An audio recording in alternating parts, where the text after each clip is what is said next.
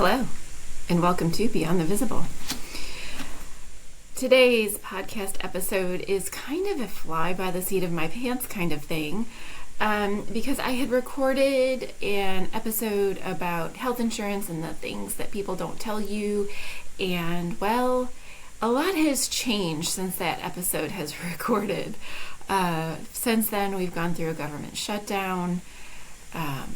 The ACA tax credits have not been extended.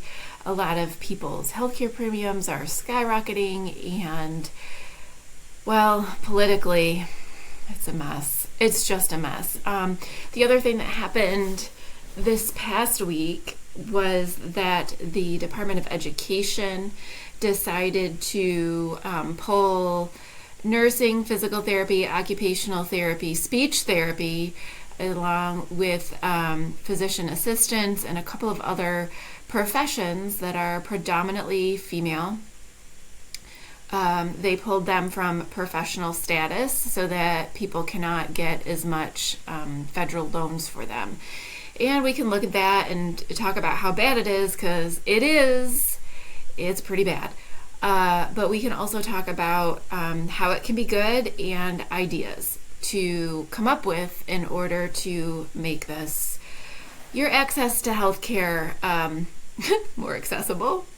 I'm re-recording this episode because I feel like there's some things that we need to talk about because it impacts your healthcare, and it's the invisible piece that people don't really know about or talk about. Yeah. So, buckle up, take a deep breath, get your feet in some grass, because we're going to talk about some stuff that I really don't want to have to talk about, but we got to talk about it anyway, okay? Okay, let me do my intro. You're listening to Beyond the Visible, the podcast that challenges the current focus on just what can be seen. Here we dig deeper into the therapies, the strategies, and the mindset shifts, along with the yucky side of healthcare, that create true quality of life for people living with Parkinson's disease and other neurological conditions. I'm your host, Michelle Hill, medical speech-language pathologist, advocate, and your guide as we disrupt old narratives and build a stronger, more holistic path forward. Now, let's go beyond the visible together. I should tell you that the views and opinions expressed by myself and my guests on this podcast are their own and do not necessarily reflect the positions or policies of any organizations they are or have ever been associated with. Also, this podcast is for educational purposes only and is not to be considered medical advice. Woo! Okay.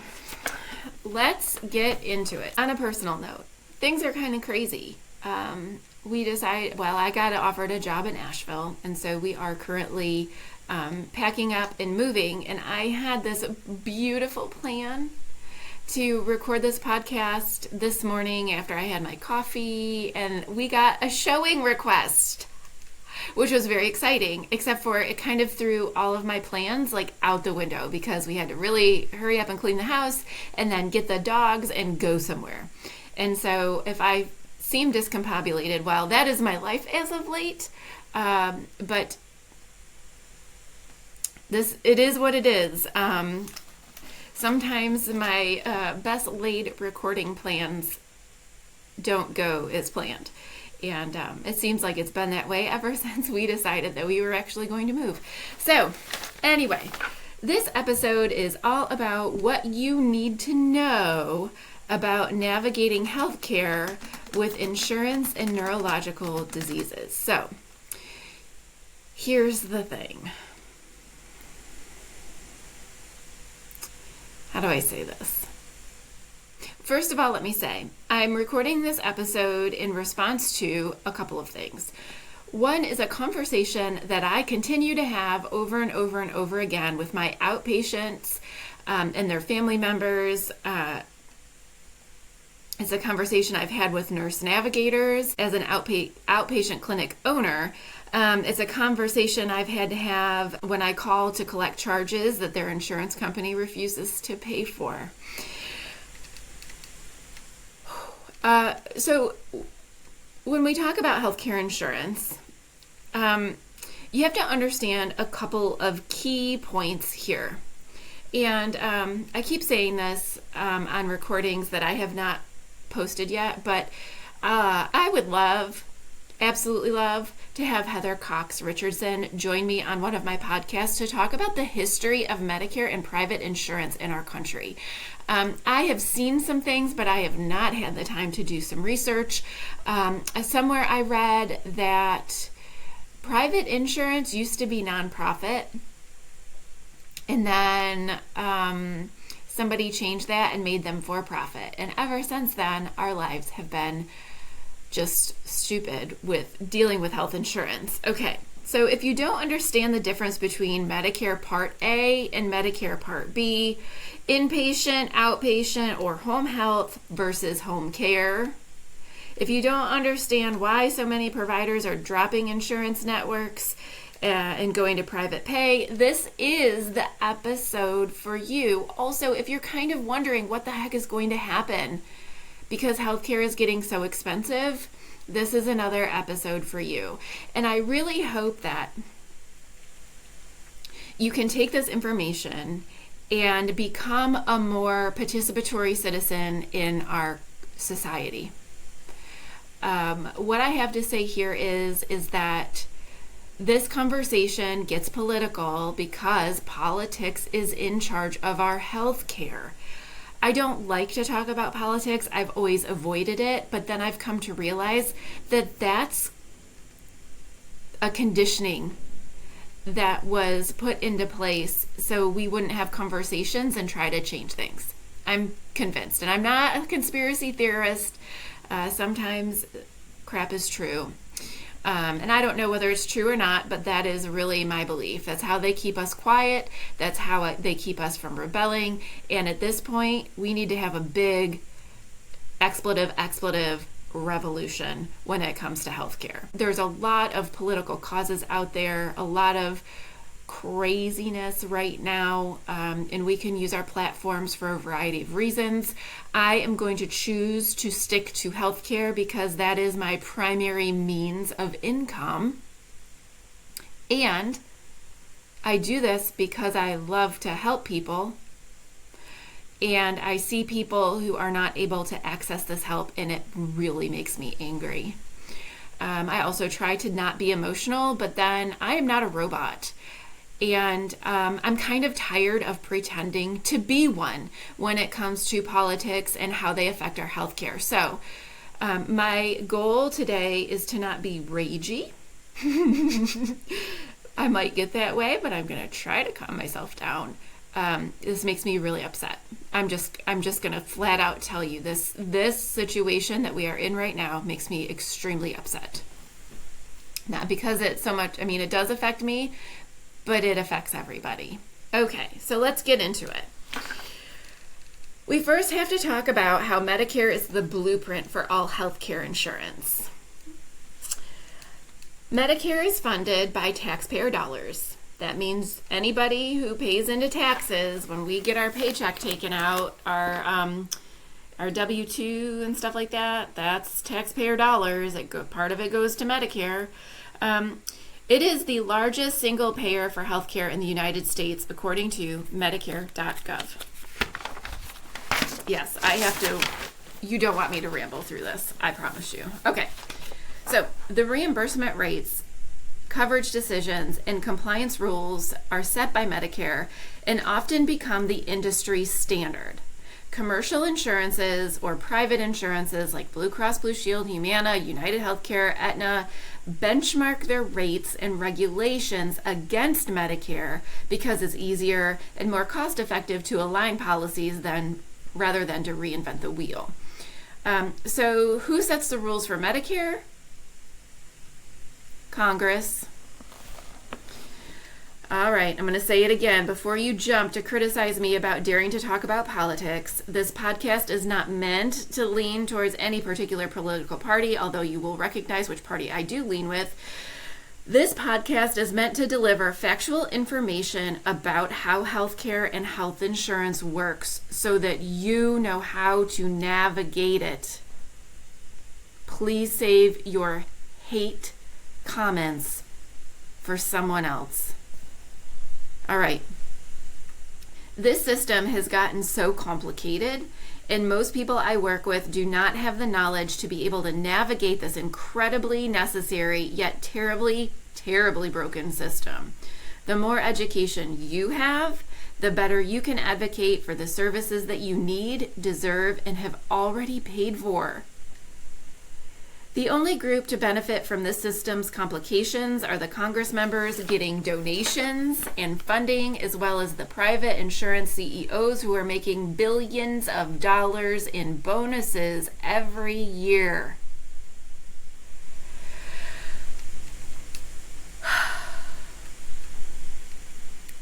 It's a step-by-step chain.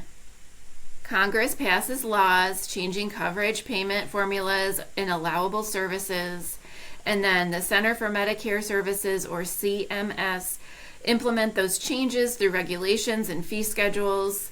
That usually comes out in October. And then commercial insurances adopt similar rules within 1 to 2 years. This helps keep payments consistent, although not really, avoid accusations of overpayment compared to the federal standard, and allows them to justify benefit limitations as in line with Medicare. Benefit limitations being caps on the number of visits you can have.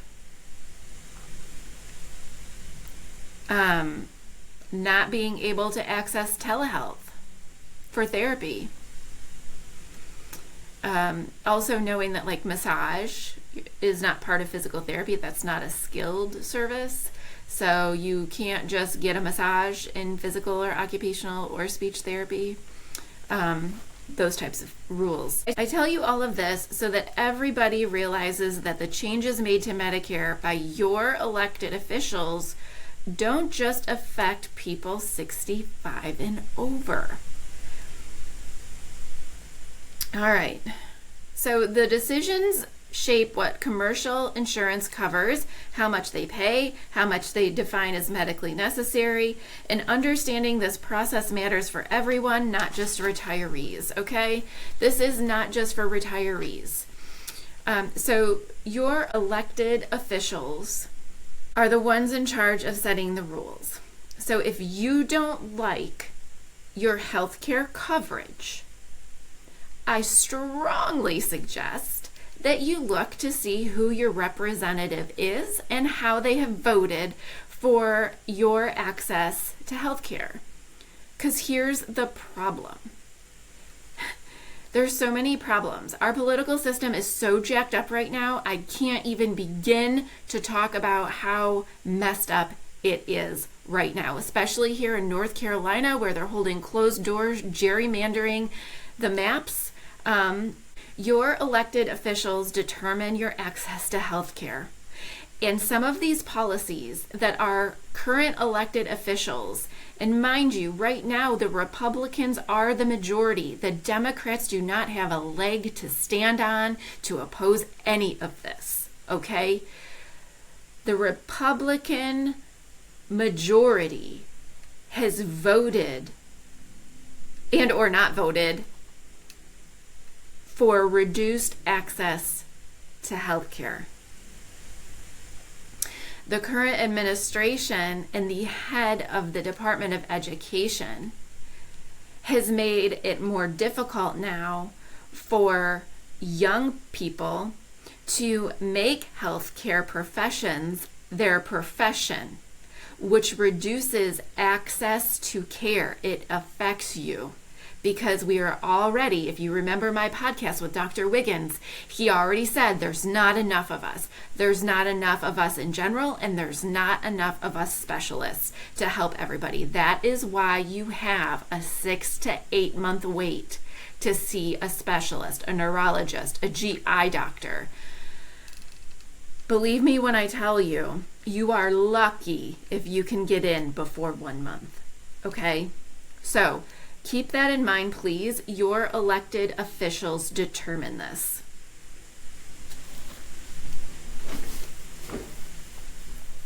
Okay. So the other thing that I want to say that is a little bit healthcare related, but it's like an offshoot. We as a society have handed over our power because we didn't want to think about politics. It makes too many people upset. We don't want to talk about politics because people are set in their ways. And therefore, we have taken a hands-off approach, and now we're stuck in a situation that is really bad. So I am giving you this information for two purposes. One, because I want you to be able to advocate for yourself in a healthcare setting. Two, I want you to start advocating for yourself in the political setting.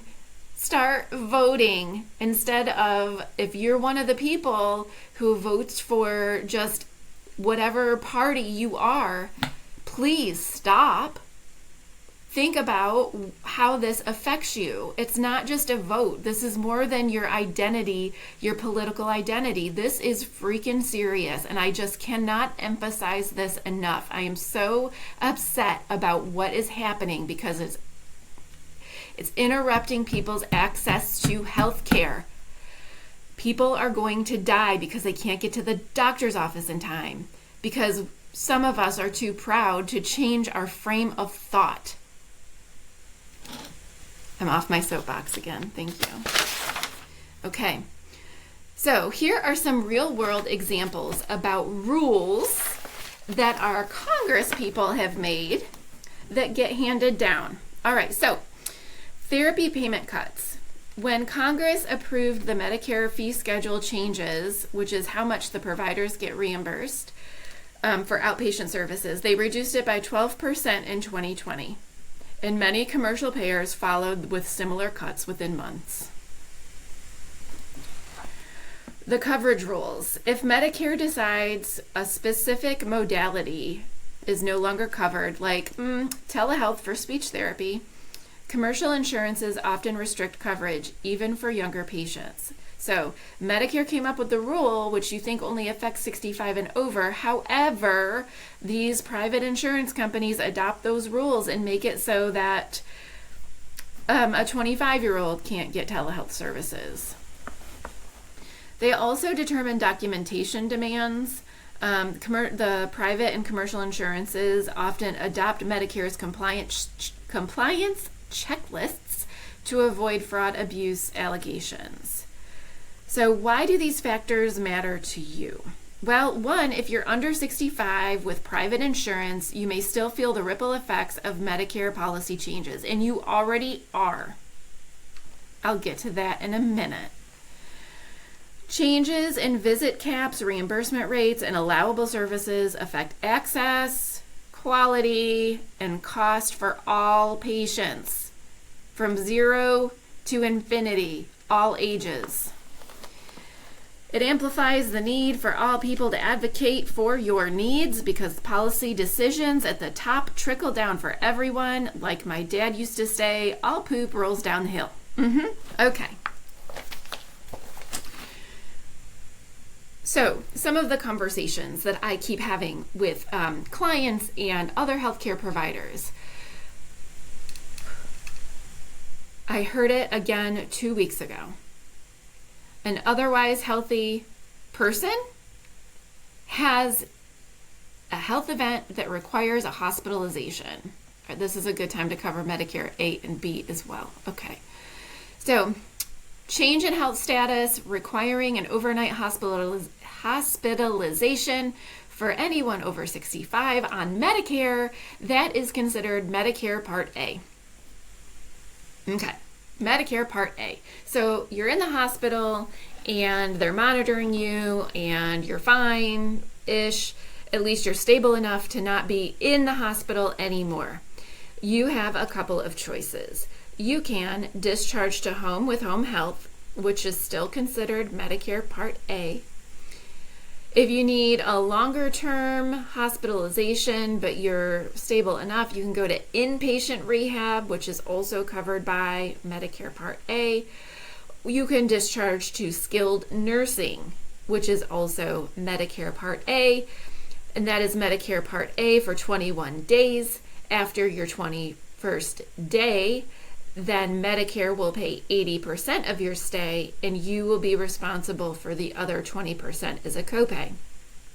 Now, if you have supplemental insurance, no problem. Supplemental insurance covers that copay, which is awesome.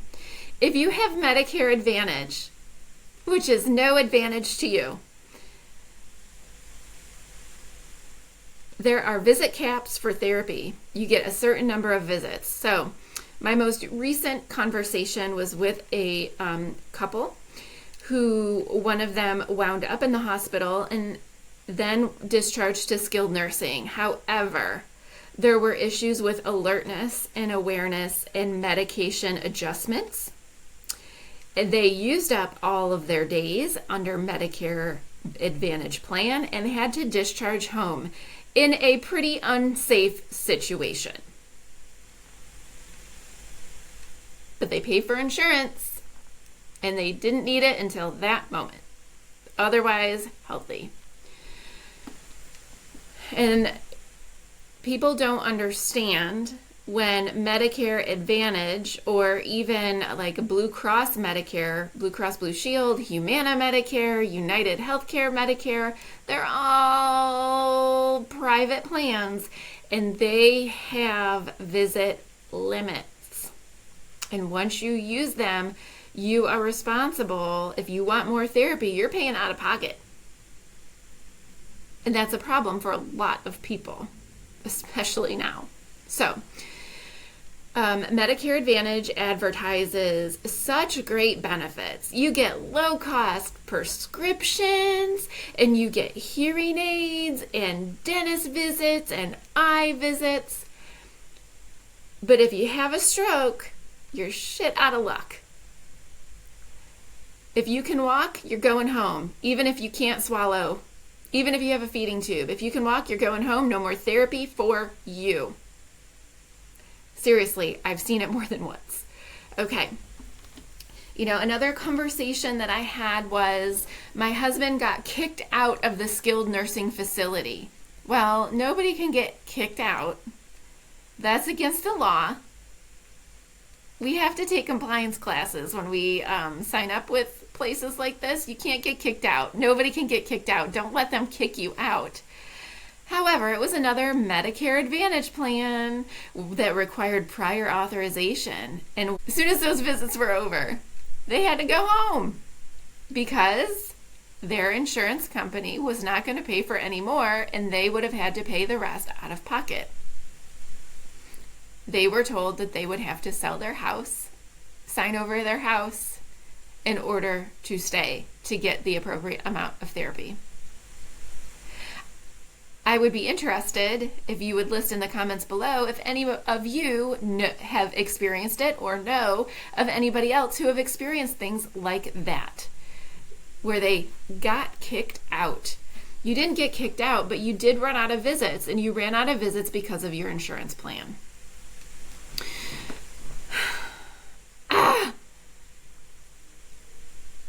I hope that you can see my genuine passion for wanting people to be well.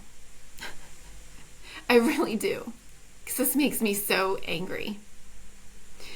I think I have told you my story about the person I saw with head and neck cancer, post-radiation fibrosis, hospitalized multiple times within the last year for aspiration pneumonia, was told they needed to be on a feeding tube, and they didn't want a feeding tube because they knew therapy could help them swallow. We were working on swallowing, and they were doing wonderfully. We were making lots of progress, and then their Medicare Advantage plan said, oh, this is no longer medically necessary. They would rather have them on a feeding tube. That's a problem because feeding tubes cost more money in the long run and also increase people's risks for aspiration pneumonia because of reflux and backflow.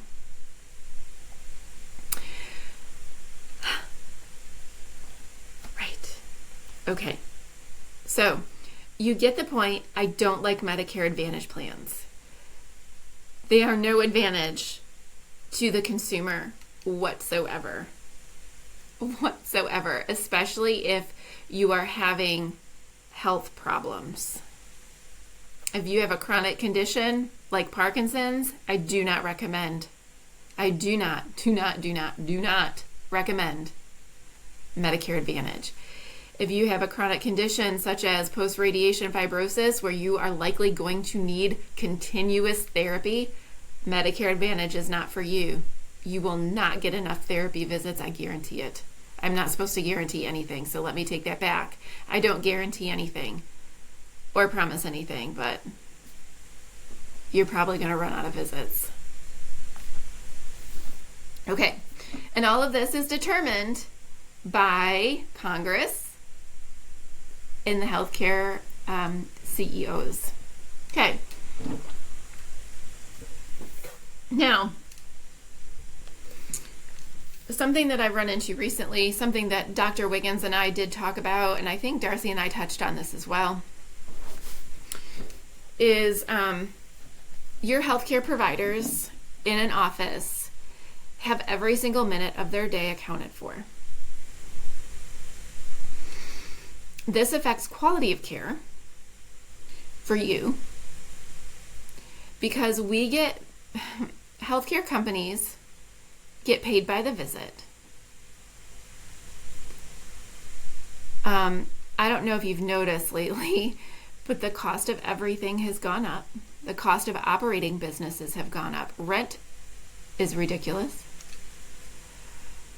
Electronic medical records that we have to have in order to submit claims to health insurance companies, those are going up. The cost of internet, faxing services, billing services, all of those are going up. But our reimbursements are going down. I have interviewed for several positions in facilities, I'll get into that in a minute, whose positions have been open for over a year, sometimes 2 years, because they can't find people to fill those positions. Because the productivity expectation is unattainable unless you lie.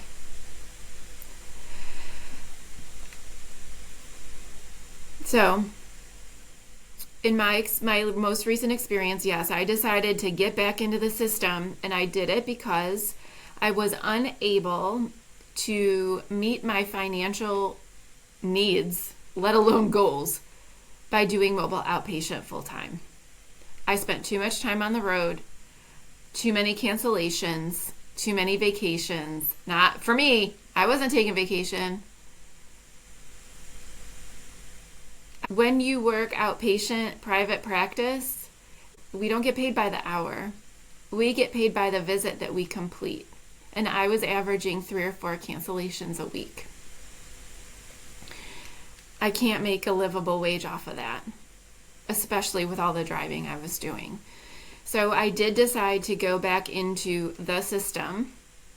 And I'm excited about it because it is an hourly wage. However, there's a cost to that, and it irritates the crap out of me. I will say this.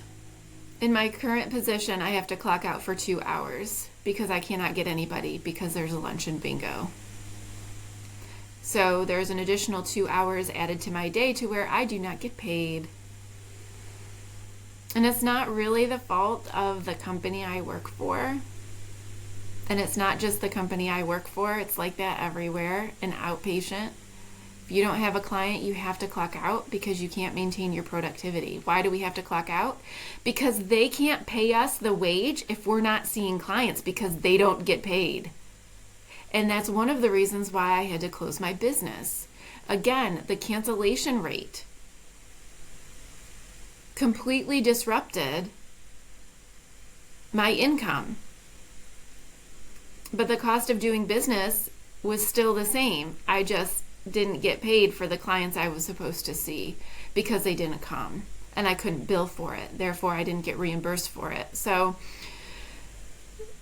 This is part of the reason why we're short on healthcare workers, because speech therapy isn't the only one that's like that. I work with occupational therapists and physical therapists that have to do the same thing. We have to clock out if our patient doesn't show up. If we can't find another patient to treat, we have to clock out, or we get written up because our productivity is low and we cost the company money. I don't know how many other professions have to do that. But we have a choice here. We could accept a lower wage if they would just pay us to stay there, but they won't. And we can't accept a lower wage because the cost of our education is so high. We have to make a certain amount of money to be able to pay off our loans, right? So we're losing healthcare workers by the droves. OT program admission is down. PT program admission is down. And I know speech pathology position admissions are down. So we have a problem. My generation, Gen X, we have a problem, y'all. There's not going to be enough healthcare workers to take care of us as we age. We better start talking about rebuilding. All right.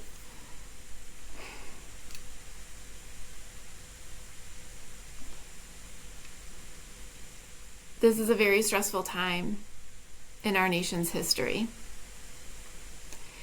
And that I don't take that very lightly. So I hope that you don't either. All right.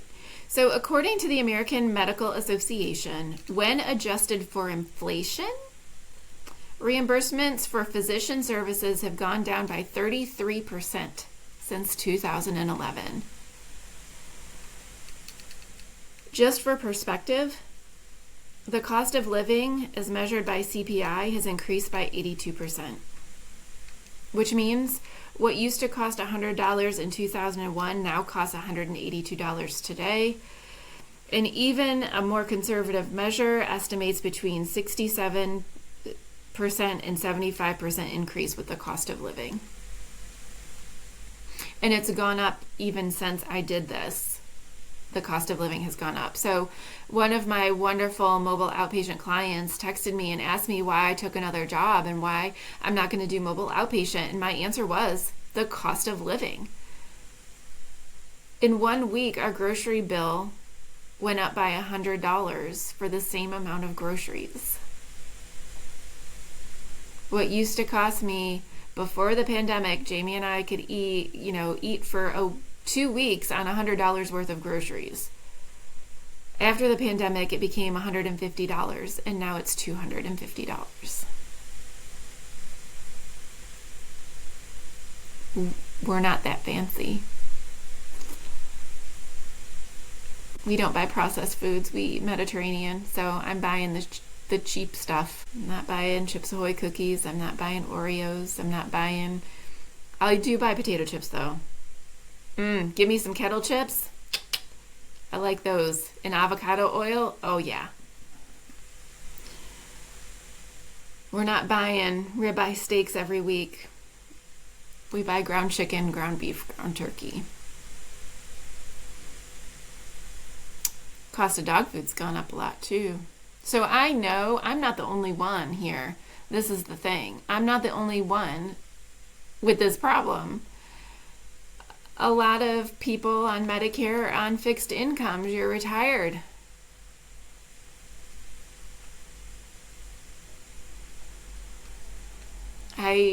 My heart just goes out to everybody right now. This is a disaster.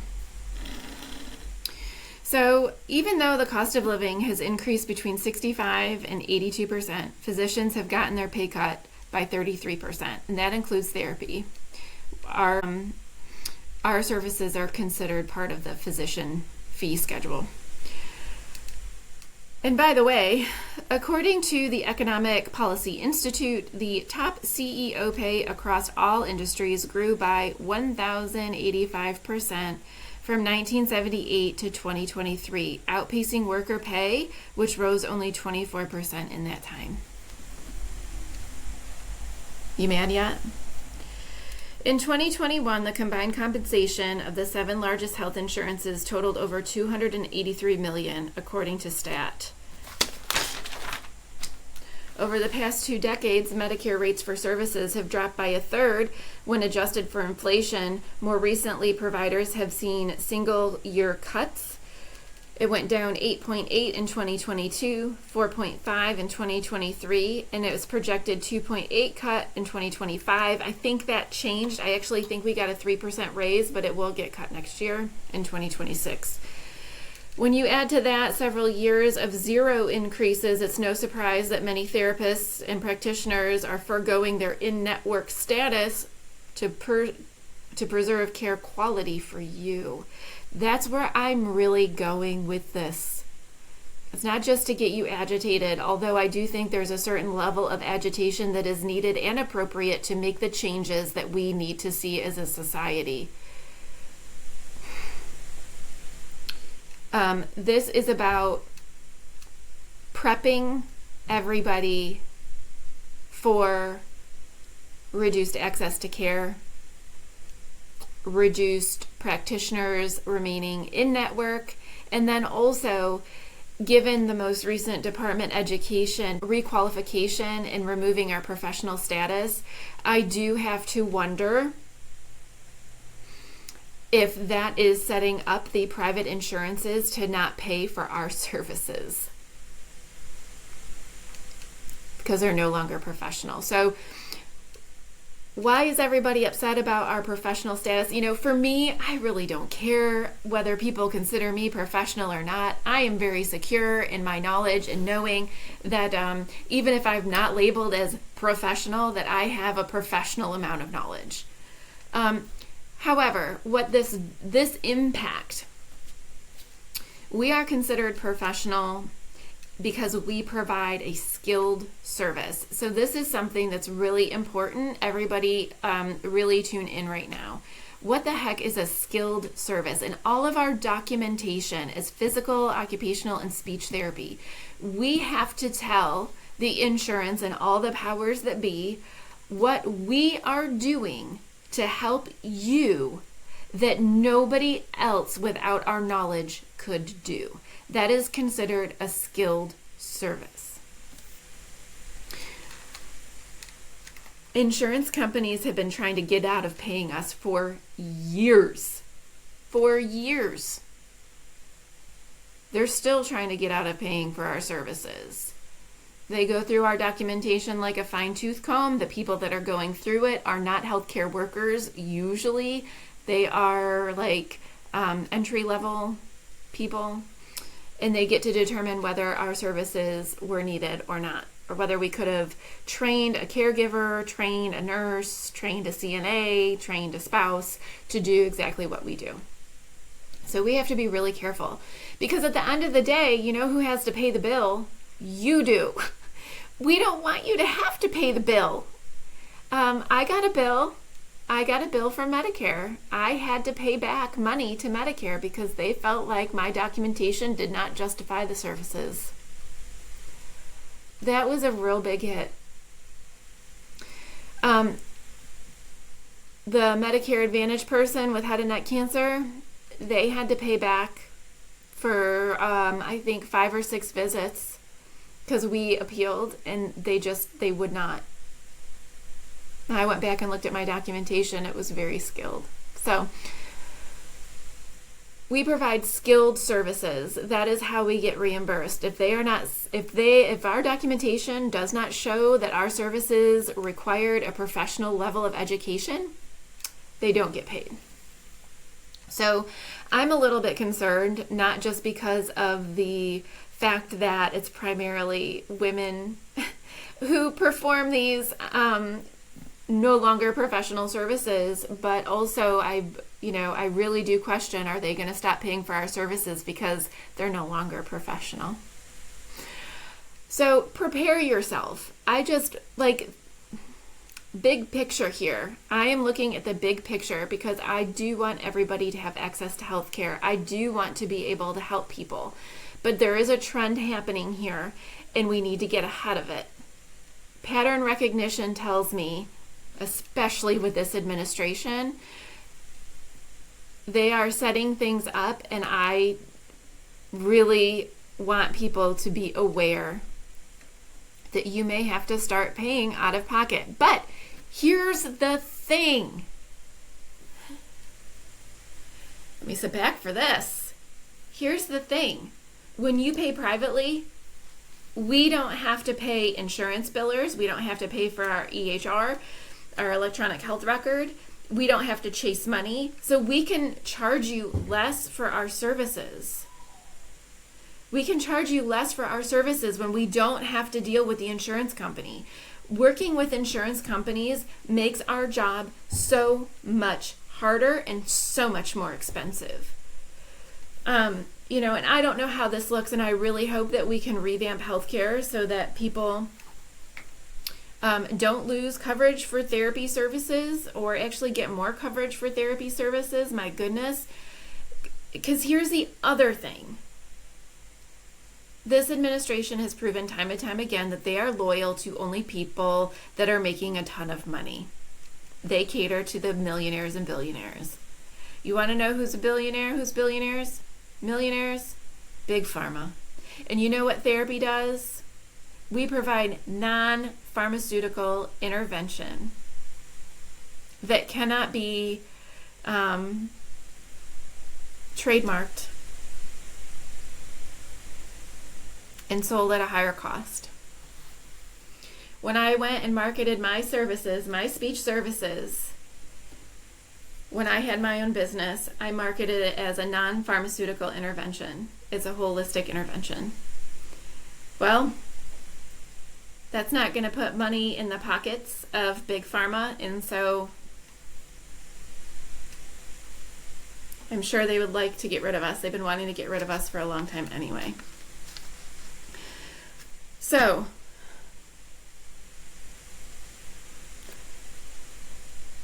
the cost of healthcare is going up. The number of providers is going down. We're talking about limited access to healthcare, higher cost of healthcare, which means people are going to die because they cannot afford healthcare, higher mortality rates, higher chronic disease because people aren't going to be going to their well visits and getting everything checked the way that they should. And science and economics has proven that preventative maintenance costs much less than care after you get sick. Are you picking up the cards I'm laying down here? This is a serious situation. Okay, so for additional context, before the shutdown, employer-based insurance premiums have more than quadrupled by 2024. That is a 300% to 400% increase over 2 decades.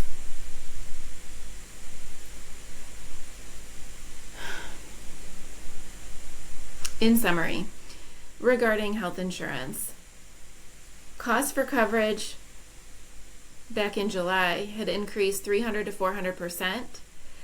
Raise that by 1 to 200 now without the ACA healthcare credit. Reimbursement rates have gone down by 33%. The cost of living has increased 65 to 85%. And CEO wages across industries have increased 1,082%. Given all that information, it's no wonder why so many practitioners are moving to a private pay model. I can attest as a previous private practice owner that the cost of running a business that takes insurance is so out of balance with the reimbursement rates that therapy businesses are closing just like mine did. Just trying to get the minimum level of money from insurance companies required more time, money, and energy than I ever got paid. The model is unsustainable without massive volume. So So your big healthcare companies, first of all, they have the money to still pay their employees and write things off. They have the power and the lobbyists to go to Congress and get, better rates, better reimbursements, and all those kinds of things. But these little companies, like mine was, and like several of my friends have, every visit counts. Every single visit counts for them to be able to stay open.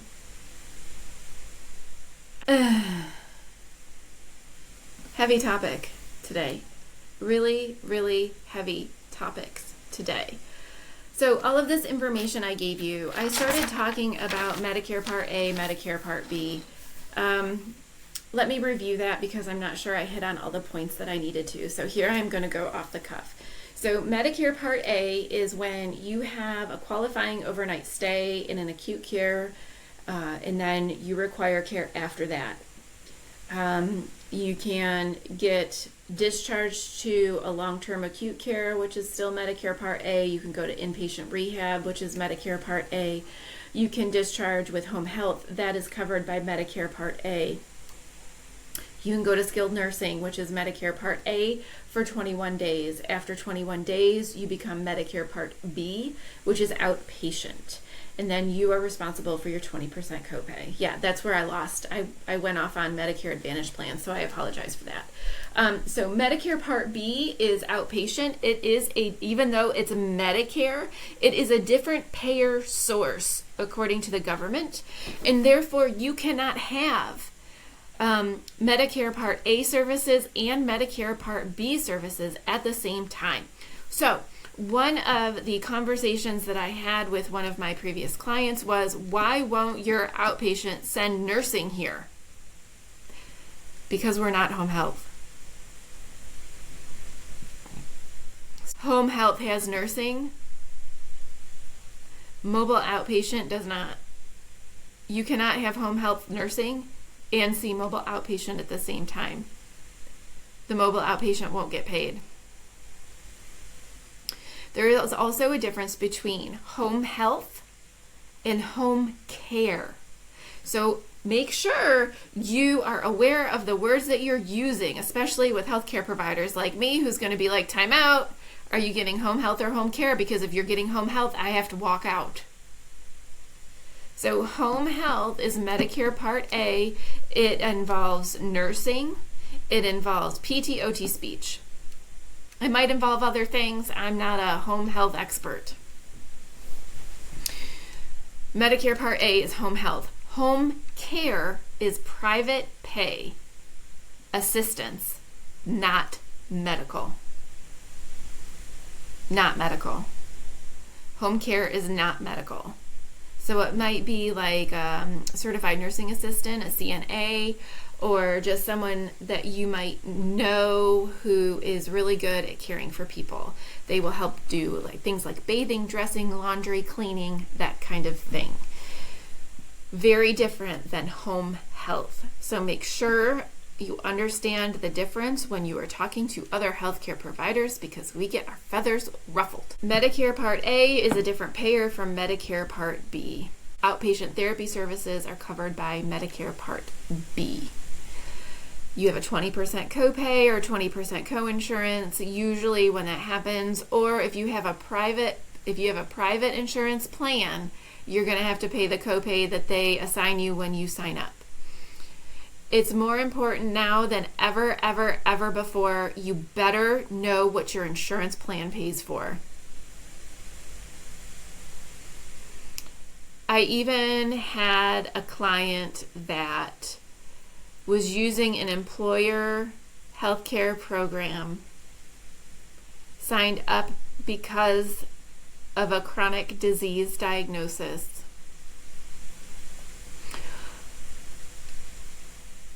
Michelle personally verified the benefits. The benefits were okayed to start. Speech therapy covered, blah, blah, blah, whatever. Great. Started therapy. And also, reimbursements take 2 weeks to 1 month to come through. So about 3 weeks after we've done 3 or 4 sessions, the insurance company lets us know that these services will not be paid for because the employee health plan does not cover chronic disease. That is the only reason why the person signed up for the health care, was to make sure that the therapy services they needed because of the chronic condition was covered. Make sure you know what your health plan covers before you sign up. Now, I realize that Medicare open enrollment has been happening. Yes, this is a little bit late. You can always make changes to your plan. From my experience on the provider side of things, most people who have straight up Medicare plus a supplemental, yes, you have to pay for it, but believe me when I tell you, everybody was so happy because they didn't have any copays. Medicare, straight Medicare with supplemental seemed to work the best for most of my clients. I have to move my computer back because it is overheating. Love that for me. I'm just realizing now that I'm talking into my microphone and I've got my headphones on, but I never plugged my soundboard in. Cool. I'm not re-recording this, by the way, so you're gonna have to deal with the crappy audio. I'm gonna take these off now because they're not doing anything. Give me a minute. I need to put my computer up on something. Okay. So anyway, know what your plan covers. Does it cover what you need it to cover? If it doesn't, why do you have it? Is it less expensive for you to pay out of pocket for services because your provider does not have to bill insurance? Some things to consider. How many visits of therapy do you have? Do you have a chronic condition that is expected to decline and without therapy will decline? Also worth investigating before you sign up with your insurance plan. Also, I think this is a very basic one, but does your provider even take that insurance? I know a lot of providers are not taking United Healthcare, and a lot of providers are going out of network with the Medicare Advantage plans and the private Medicare plans. So, again, that affects your access to care. If you have a doctor that you really, really, really love, is it worth switching doctors because they don't take your healthcare plan? Is it better to get a different healthcare plan, or is it more cost effective to pay out of pocket? That is something that we need to start considering, which leads me to another point. Hang on. How did we even get to a point where our providers had to be in network anyway? I did some research on this.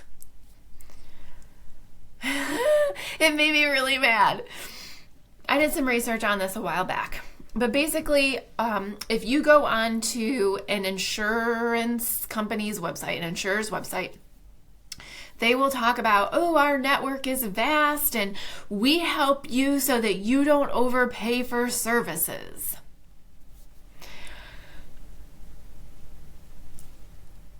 As a provider, in order to be in network with a plan, we have to go through this process called credentialing.